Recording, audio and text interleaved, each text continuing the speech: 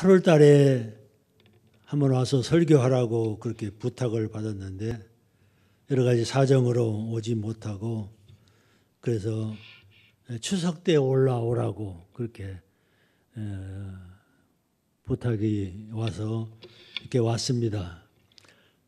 지자체나 정부에서 이 추석에는 다 고향에 오지 말라고 가지 말라고 그렇게 했으면 여러 가지 그 코로나 대면을 접촉을 금지하기 위해서 그렇게 했습니다. 지방에는 이런 현수막도 걸려 있습니다. 아들, 딸, 며느리야 이번 추석에는 오지 말란께 그런 현수막도 다 붙어 있을 정도로 그렇게 대면을 금하고 있습니다. 근데 저는 올라왔는데 여러분이 용서하시기를 바랍니다. 오늘 제일명성교회 온라인 예배에 제가 착실하게 그 예배에 참석하고 있는 저 지방에 있는 교인입니다. 교인 아닌 교인입니다. 근데 설교할 때마다 윤호식 목사님이 코로나 이야기를 늘 하는 것을 제가 들었습니다. 새롭게 듣는 것이 많았습니다. 여러분이 TV를 틀면은 TV에 나오시는 모든 목사님들의 설교 들어보시면은 코로나에 대한 이야기들이 많이 나옵니다. 그래서 여러분이 다 상식적으로 이상으로 다 코로나에 대해서 잘 알고 계시라고 생각이 됩니다. 특별히 코로나가 문제가 되는 것은 75억의 세계 인구를 살고 있는 지구를 스톱시킨 겁니다. 그리고 이 삶을 지구상에 있는 모든 사람들의 삶을 2주 만에 변화시킨 이런 무서운 사태가 오늘 우리 앞에 벌어지고 있습니다. 이 사태 속에서 우리는 하나님의 뜻이 무엇인가를 생각하게 됩니다. 구약 성경에 보면은 하나님께서 그때그때마다 징계하시고 또 가르치시고 또 시정하시기 위해서는 기근, 전쟁, 온역 이런 것을 내리신 것을 볼 수가 있습니다. 오늘 우리가 분명한 사실은 하나님께서 이 사건 속에서 온 세계적인 이러한 하나님의 어떤 의도가 계시지 않는가 그렇게 생각을 하게 됩니다. 미국의 복음주의 설교자인 존 파이퍼 목사님이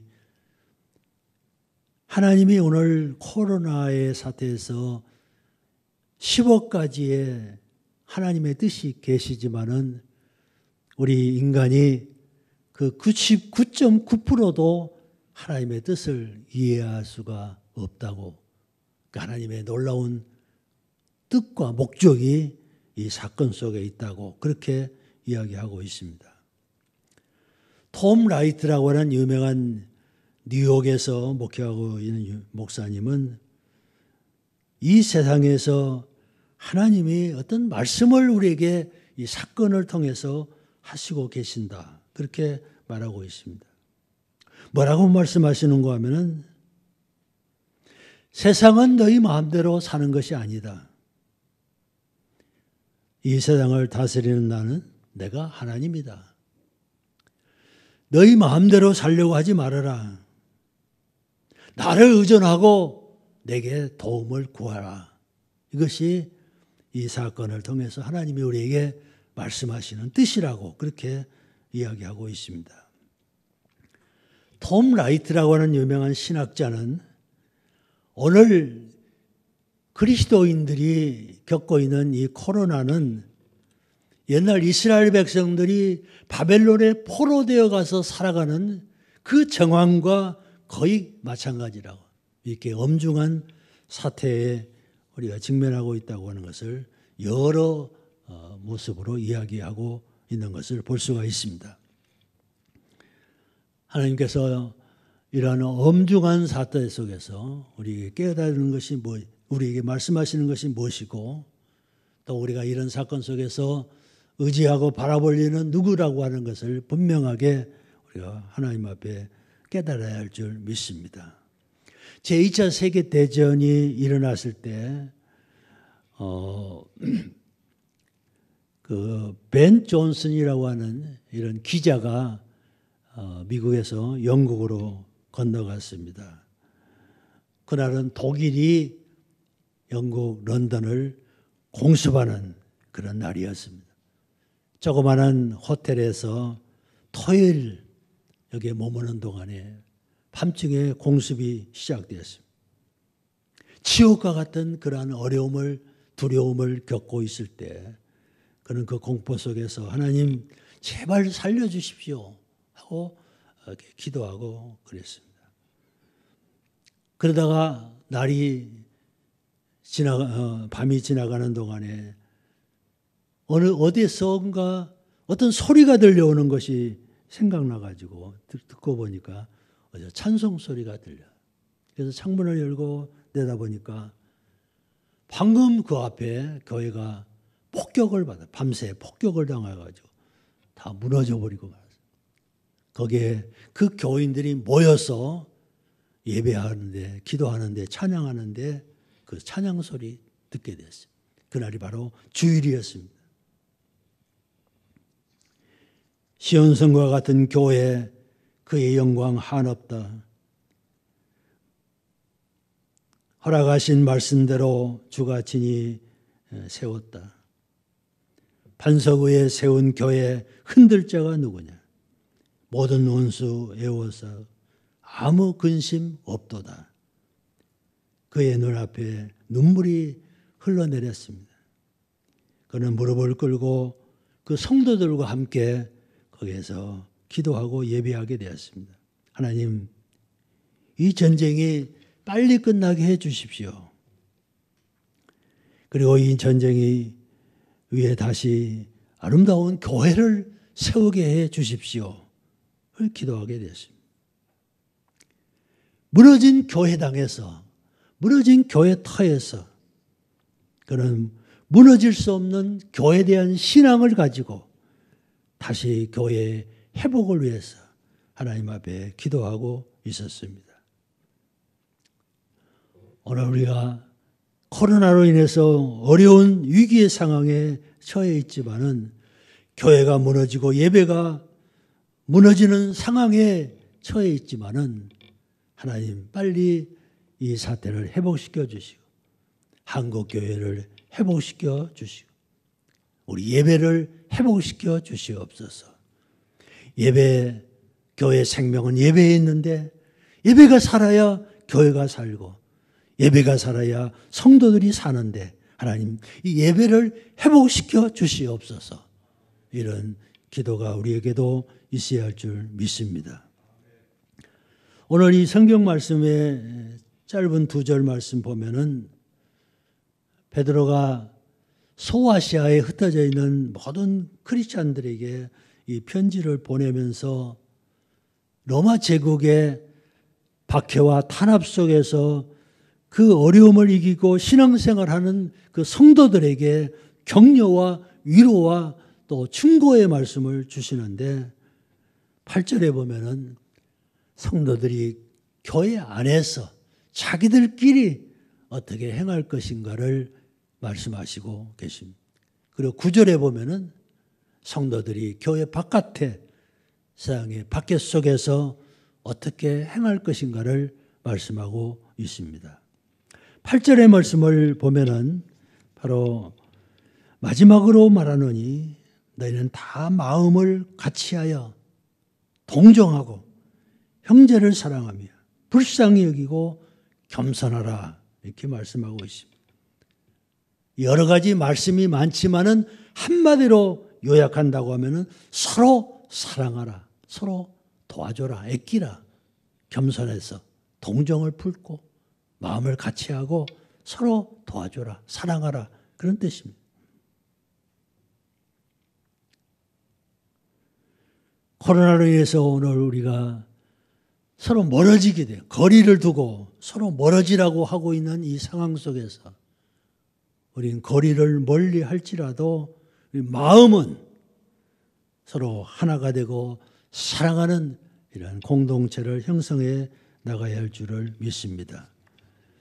하나님께서 마음을 같이하고 동정하고 서로 형제를 위해서 기도하고 불쌍히 여기고 겸손하라고 하는 이 사랑의 명령을 우리가 기억하면서 오늘 우리 하나님 앞에 교회 안에 성도들이 어려운 가운데 살아가지만은 오늘 우리가 다 한 마음으로 사랑의 공동체를 이루어야 할 줄 믿습니다. 더 리빙 바이블이라고 하는 성경에 보면은 여기를 어떻게 번역했는가 하면은 너희는 하나의 큰 행복한 가정이 되라고 그렇게 표현하고 있습니다. 원 그리고 big happy family 하나의 큰 행복한 가정이 되라가 이게 바로 교회라는 것입니다. 큰 가정 여럿이 다 모여 있지만 하나가 되고 그리고 규모가 크고 그리고 행복한 그런 가정이 되라고 하는 이런 그렇게 성경을 번역하고 있습니다. 우리가 서로 사랑받기 위해서 태어난 사람이라고 노래하지만은 그것도 맞는 말이지만은 오늘 우리는 서로 사랑하기 위해서 태어난 사람입니다. 서로 남에게 사랑을 베푸는 그 성도가 돼야 할 것입니다. 왜냐하면은 하나님 앞에서 우리가 장차 그 나라에 갈 건데 그 나라에서 하나님의 평가를 받는 기준이 다른 것이 아니라 사랑이라는 세상에 살면서 얼마나 오래 살았느냐 얼마나 건강하냐 얼마나 행복하냐 얼마나 축복받았냐 얼마나 재물을 많이 모았느냐 얼마나 학위가 높으냐 얼마나 많은 성공했느냐 그게 기준이 아니에요. 그거 따지지 않은 거예요. 무엇을 보시느냐 너희가 서로 사랑하라. 이 사랑의 계명을 주님께서 평가의 기준으로 삼으신다고 하는 사실입니다. 미국의 엘리트들로 모인 하버드 대학에 1937년 그때부터 그 대학의 최고의 지성인들, 최고의 수재들 268명을 뽑아가지고 그 사람들의 일생을 장기적으로 이렇게 체크하고 또 조사하고 그랬습니다. 정신적으로, 영적으로 어떻게 성장하고 어떻게 살아가는가, 그들의 생활이 무엇이고 그들의 관심이 무엇인가 다 조사해서 그래서 나중에 결론적으로 평가를 내리는데 그 평가가 아주 간단한 것이에요. 삶의 가장 중요한 것은 인간관계다 그랬어요. 인간관계. 부모와의 관계, 형제와의 관계, 교인과의 관계, 직장인들과의 관계, 이웃과의 관계. 이 관계가 인간관계가 제일 중요한데 바로 그것은 사랑이라는 거예요. 사랑의 요소가 제일 중요하다고 하는 것을 발표하게 돼요. 인간 생활에 있어서 제일 필수적인 것들이 무엇입니까? 물, 공기, 햇빛 이런 것 다 중요하죠. 근데 정말로 중요한 것은 사랑입니다. 왜냐하면 사랑 없이는 살아갈 수가 없습니다. 태어나면서 죽을 때까지 우리는 사랑을 주고받고 먹고 살고 살아가는 것입니다. 마지막까지 우리가 신앙생활을 하는 데 있어서 세상을 살아가는 데 있어서 제일 중요한 사랑의 요소는 신앙생활에도 마찬가지입니다. 신앙생활의 제일 중요한 요소가 뭐냐? 바울은 사랑이라고 그랬습니다. 우리가 사랑으로 서로 교제하고 공동체를 이루어간다고 하는 것은 가장 기본적인 우리의 자세라고 그렇게 말씀할 수가 있습니다. 기독교를 한마디로 이야기한다고 하면, 성경을 한마디 교리로 이야기한다고 하면 서로 사랑하라고 하는 그런 말씀입니다. 요한복음 13장 34절에 예수님께서 하신 말씀이 있어요. 새 계명을 너희에게 주노니 서로 사랑하라 그랬어요. 바울은 사랑은 율법의 완성이라고 그랬습니다. 최고의 계명, 그리고 최고의 새로운 계명은 서로 사랑하라. 그리고 이 사랑은 모든 율법과 모든 계명의 완성이라는 거예요. 우리가 다른 계명을 못 지켜도 서로 사랑하다고 하면 이것은 최고의 아름다운 계명이라 그랬습니다.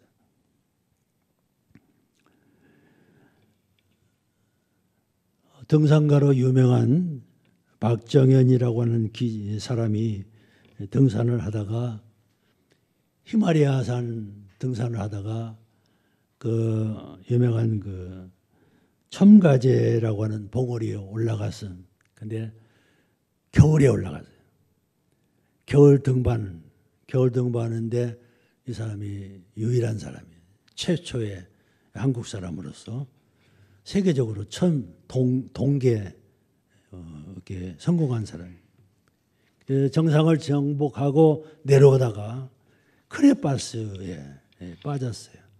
그 얼음 사이에 그 깊은 크레파스에 빠져가지고 자기 동료인 체감식이라고 하는 사람하고 생명줄로 이렇게 자일이 묶여져 있어요.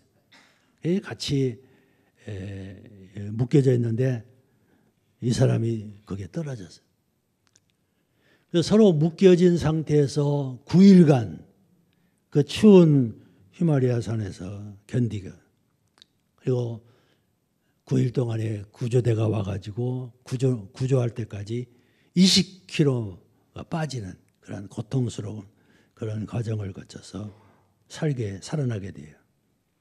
히말라야 등산 250년 동안에 크레파스에서 빠져가지고 살아난 사람은 유일하게 이 두 사람이 한국 사람인데 유일하게 살아남은 사람이라는 거예요. 유대를 가지고 살아간다고 하는 것이 얼마나 중요하다고 하는 것을 설명하고 있어요. 자일로 연결되지 않으면 이 사람은 벌써 죽었을 것이에요. 우리가 이 세상에서 살아가는 동안에 사랑의 아름다운 모임을 맞으면서 사랑으로 모여진 교회 안에서 우리가 서로 사랑의 줄로, 사랑의 자일로 묶어져서 살아간다고 하는 것은 얼마나 중요한 일인지 모릅니다. 이것을 우리에게 명령하고 있습니다. 베드로전서 3장 1장 14절에 보니까 너희가 뜨겁게 서로 사랑하라 그랬어요. 뜨겁게 사랑하라. 사랑의 방법을 제시하고 있어요. 뜨겁지 않으면 사랑이 아니라는 거죠. 흔들리지 않는 깃발은 깃발이 아니에요.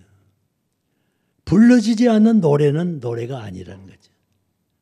울리지 않는 종은 종이 아니라는 거죠. 뜨겁지 않은 사랑은 사랑이 아니라는 거죠. 사랑은 뜨거워야 한다는 거예요. 이것이 바로 사랑의 본질이에요. 사랑하는 사람들 보면 얼마나 뜨거워요. 아주 될 정도예요. 그 뜨거움이 그 사랑의 핵심이에요. 미지근한 사랑은 그 사랑이 아니에요. 진정한 사랑이 못 돼요. 뜨겁게 사랑하라 그랬어요. 인도의 칼카타라에서 그 구제 활동을 하고 빈민의사라고 그 수녀 테레사 수녀가 그 자기 있는 숙소에서 늘 접촉하는, 늘 만나는 수녀가 하나가 있어요. 근데 그 수녀가 행동하는 것이나 말하는 것이나 성격이나 다 거슬려요. 아주 형편없이 잘못하는 거예요.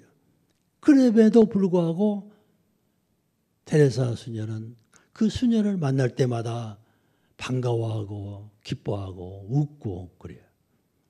늘 그러니까 이 수녀가 한 번은 테레사에게 찾아와서 왜 내가 형편없는 사람인데도 불구하고 늘 나를 사랑하고 웃고 그리고 영접하고 그러냐고 그렇게 물었어요. 테레사 수녀가 한 말로 이렇게 즉시 대답을 했어요. 당신 안에 예수님이 계시기 때문입니다. 내가 당신을 볼 때마다 기쁩니다. 당신 안에 예수님이 있기 때문에 당신이 어떤 행동, 어떤 말을 하든지 다 자기는 그걸 사랑할 수 있다고 하는 그런 표현을 했다는 것입니다. 오늘 우리가 외모로 다 보면은 늙고 병들고 가난하고 형편없는, 오늘 죄송한 이야기지만 우리가 다 보잘 것이 없잖아요. 내놓을 것이 없어요.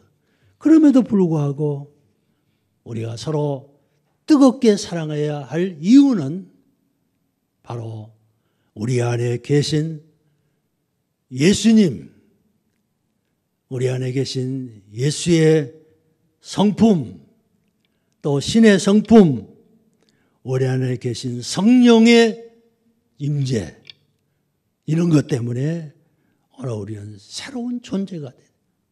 새로운 존재로 우리가 하나님 앞에 살아가는 너나 나나 다 귀한 분이에요.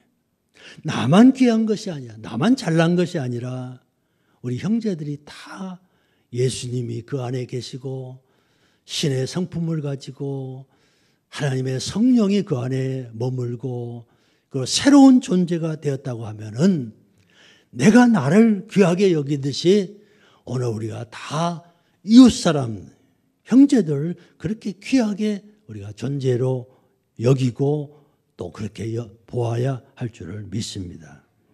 사랑의 공동체 교회가 되면은 이 세상 사람들이 얼마나 사랑에 굶주려 있어요. 사랑을 찾아 헤매요. 이 제1명성교회가 사랑의 뜨거운 용광로 같은 교회라고 하면은 막 교회로 사람들이 모여올 것이에요. 이러한 귀한 은혜가 우리에게 있어지기를 바랍니다. 교회 안에서 우리가 어려울 때를 어떻게 지내야 할 것을 말한 베드로는 9절에서 우리가 교회 밖에서 오는 이런 환난과 핍박에 우리는 어떻게 대처해야 할까, 그런 것을 말씀하고 있습니다.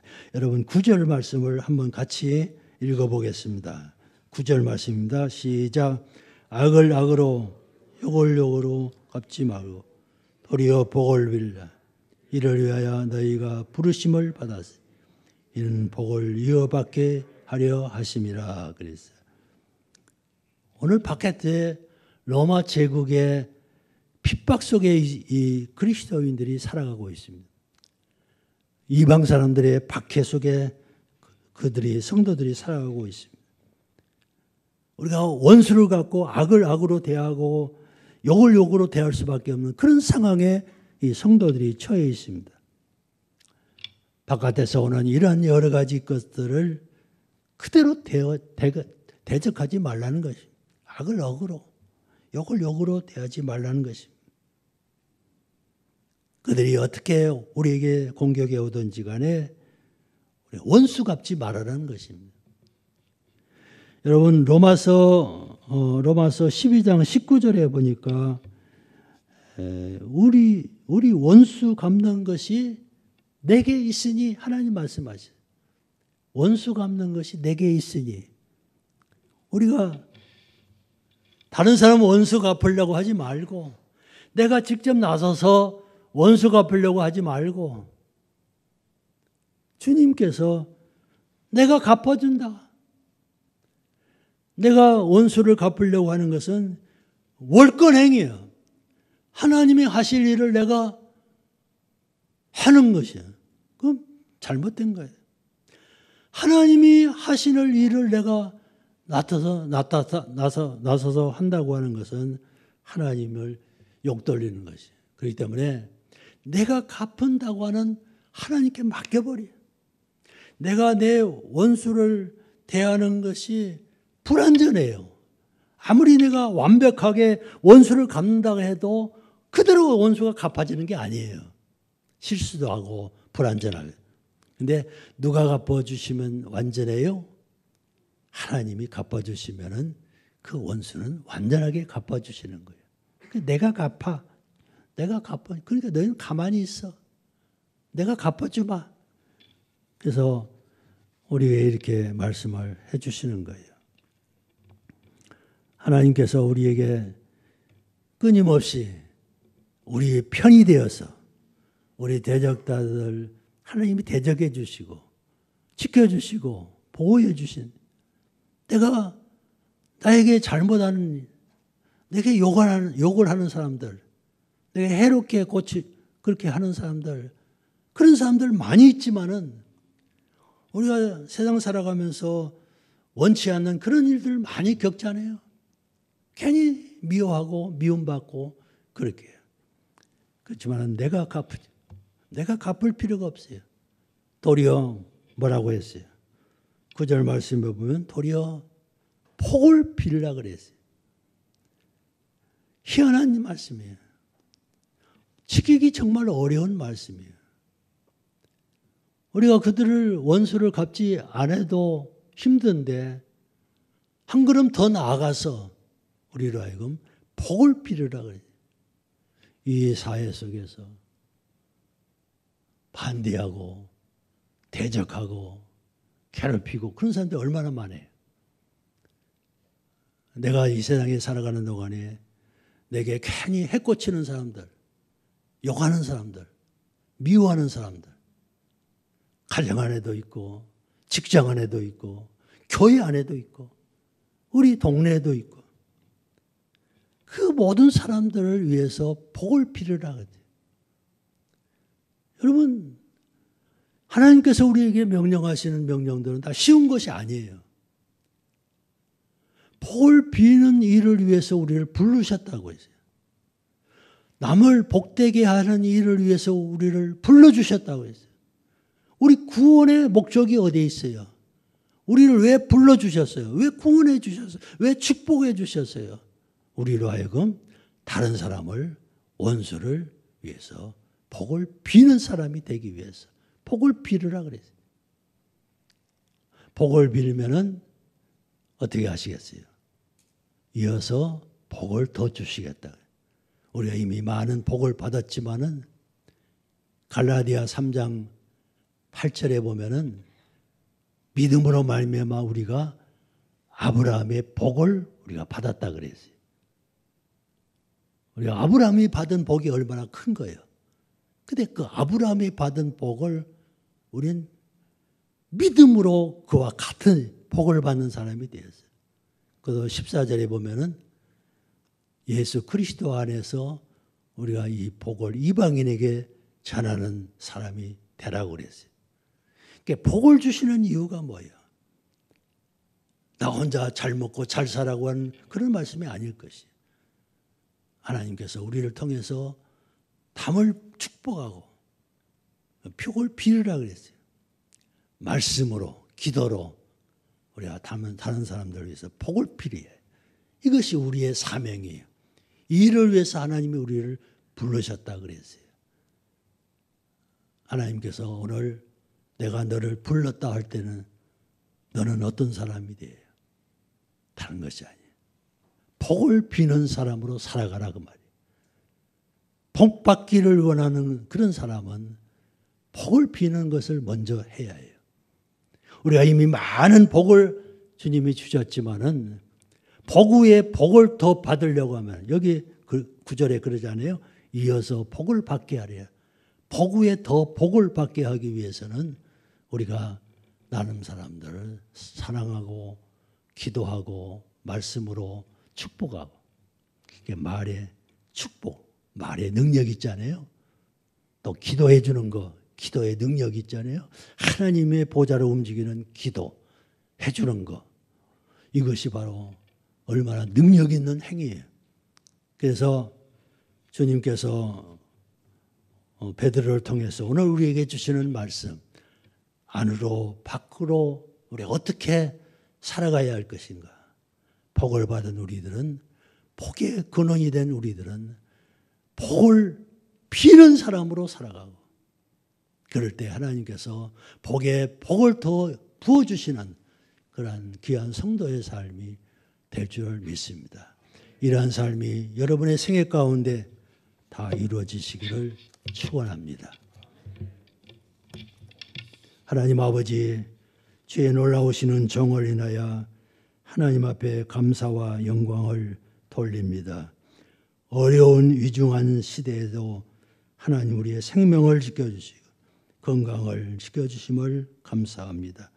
주님 앞에 나와 예배하는 사람으로 살아가게 하심을 감사합니다. 우리가 거리를 두고 서로 떨어져 살아가야 할 상황에 있지만은 마음으로 뜨겁게 피차 사랑하는 저희들이 되게 하여 주시옵소서.